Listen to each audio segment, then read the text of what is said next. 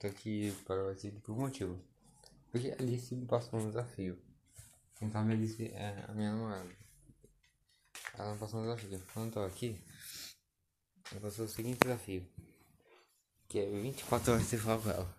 Eu vou aguentar? Não. Eu ia falar com ela agora, mas eu vou estar segurar um pouco quando eu falar com ela. Tipo, nem adeus, mano, nada, porque mesmo assim eu tenho que aguentar. Tipo, não é fake, isso é verdade. Ela falou isso mesmo.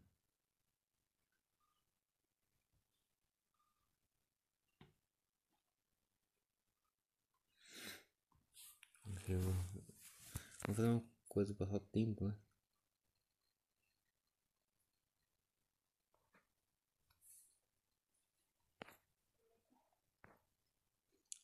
Ela uma live na Twitch, foi onde porque eu tô gravando já. Tipo, gravar duas coisas no tempo, assim. Não, acho que não vai dar bom. Ela quer saber antes.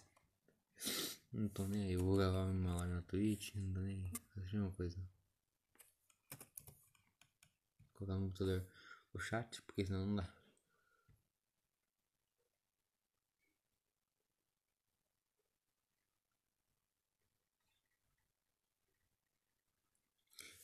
Tá, e se você quiser ver continuando o vídeo, eu vou estar na Twitch, tá?